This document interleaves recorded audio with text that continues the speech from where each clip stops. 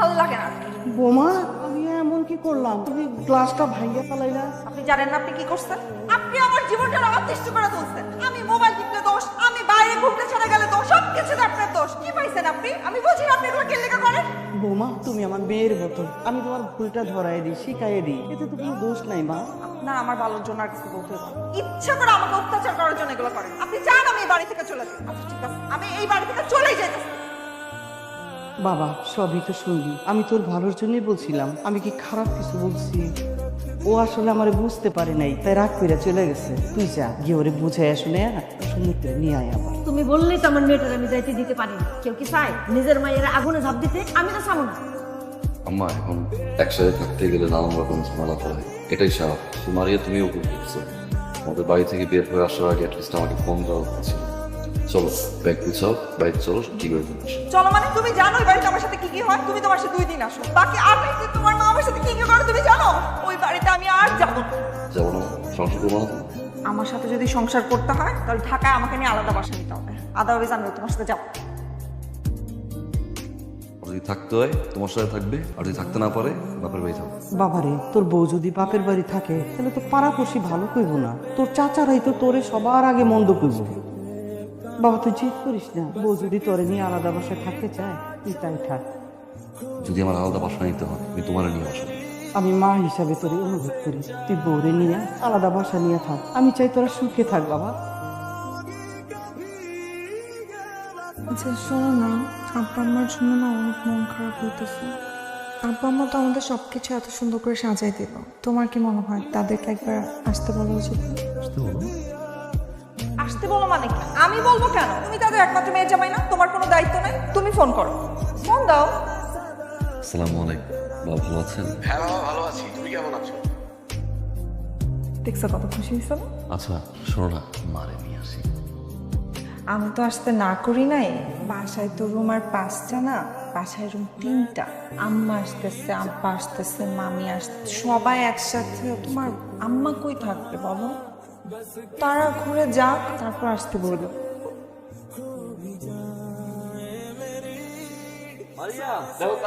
কেমন আছিস?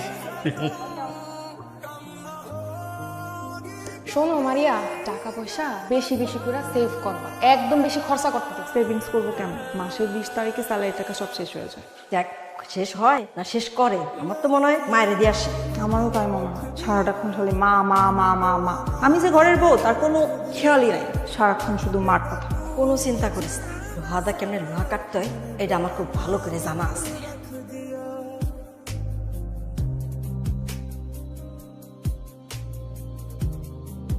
আমাকে কেমন লাগছে ভালো। বলো তো, এত সুন্দর করে কেন সাজছি? Happy anniversary. আমার জীবনে যত সুখ, যত শান্তি, সবকিছু তো আমি প্রেগনেন্ট, তুমি ভালো হচ্ছে? পান করছো। ও তুমি বাবা হচ্ছে? প্রমিস? বউকে জানাইছো? আব্বা আমাকে জানিস? মাকে? না মনে ছিল না। আমি জানাচ্ছি। কি জানাবো তুমি? না আমার তো শরীরটা খারাপ, ভাবছিলাম যে কালকে বাইরে যাবো, একসাথে যাবো তুমি আর আমি, তারপরে মাকে বলবো, মা অনেক খুশি হবে। মা তো যেতে পারবো না। আম্মু আমাকে ফোন করে কি বলছে জানো? এই সময় নাকি এত নড়াচড়া করতে হয়, আর লং জার্নিতে একদমই করা যাবে না। তুমি যাও প্লিজ। আমি যাচ্ছি আম্মা। মা আমার বাবা আইছে, আমার বাবা আইছে, আমার বাবা আইছে। বাবা কেমন আছিস বাবা? আচ্ছা তুই হঠাৎ করে এসে বললি, আমাকে খবর দিবি না? আমি একটু ভালো মন্দ কিছু রাইন দেওয়া লাগতাম তোর লাগি। ভালো মন্দ যে কিছু আনবা এই জন্যই খবর দিইনি। মা তুই দাদি হইতেছ। উমা কি কস? আমি দাদি হইতেছি? মা আলহামদুলিল্লাহ।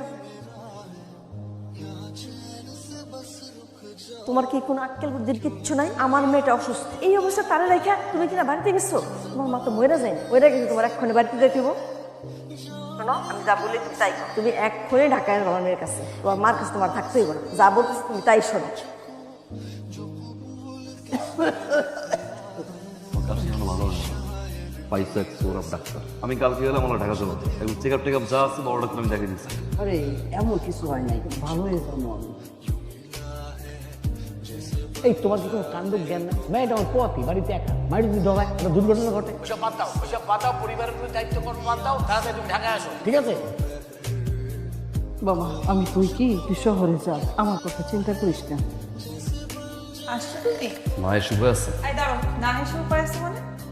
কি শুরু করছো তুমি? আমার কাছে গেছি, এতদিন পরে আমি আমার কাছে গেছি। তোর মামার কল, মামির কল, খালার কল, বাবার কল, সমস্যাটা কি? সমস্যাটা বুঝো না তুমি আমাকে এইরকম একটা সিচুয়েশনে রেখে তোমার বাড়িতে গেছো, তোমার কি মনে হয় আমার ফ্যামিলি মানুষ তোমাকে ফোন দিবে না? কোন সিচুয়েশন রেখে গেছে মারিয়া? তুমি কি 7 মাসের প্রেগনেন্ট? আর 3 মাস হলো তোরা মাত্র কনসিভ করছো তুমি। কোন সিচুয়েশন রাখছি আমি? বলো কোন সিচুয়েশন রাখছি আমি? যা বলছো তাই তো করছি না। বাসায় নিতে বলছি নিছি আমি। যা যা লাগবে, সুন্দর বাসা, এত সুন্দর বাসা করছি আমি। আর তুমি জবাব নেই, বাসা করছি না আমি, করছি তো না। তো মামা আসছে, মামি আসছে, বাবা আসছে, আমার কোনো আপত্তি নেই কিন্তু। আমার মা আসছে, তো বড় একটা বাসা নিচ্ছি আমি, সেই বাসার ভিতরে আমার মা এখন পৌঁছে আসে না, অসুস্থ মহিলা সে। আমি গেছি একটা রাত আমার সাথে থাকতে, একটা রাত। বাড়িতে গেছো সাথে সাথে কান পড়া দিয়ে দিচ্ছে তোমার মাথায় না? আল্লাহ জানে অসুস্থ না কেউ।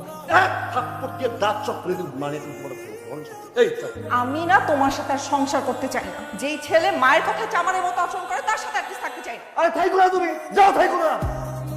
একটা রাত আমি ঘুমাইতে পারি। শামিম কি ব্যাপার তো সকালে? ভাইজান সকাল থেকে কাকি আম্মা কোনো কথা কয় না। ভাইজান কাকি আম্মার কোনো সারা শব্দ নাই। শামিম তুই কি কর? কাকি আম্মা চাই ভাইজান। শামিম কি কর? শামিম কি কর? শামিম কি কর?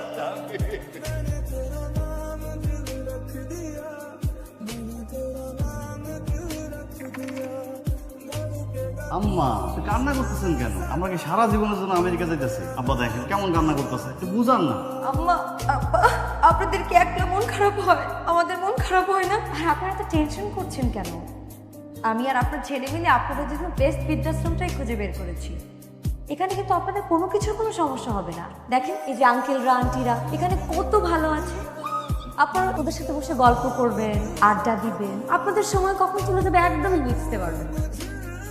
আরে তুমি এখানে দাঁড়ায় আছো কেন? তুমি কি ভুলে গেছো যে কালকে আমাদের ফ্লাইট? চলো। আমি জানি আমাদের ছেলে আমাদের এখানে একবারে ফালা রেখা চলে গেছে, আর কোনোদিন আম করে এখান থেকে নিতে পারবো না। আমি আজান আজকে থেকে 25 বছর আগে একটা মায়ের কোল দিয়া তার সন্তানকে তুমি কাইরা গেছি। 25 বছর পর তোমার কোল দিয়ে তোমার সন্তানকে কাইরা প্রকৃতির বিচার। ওই আল্লাহ ছাড় দেয়।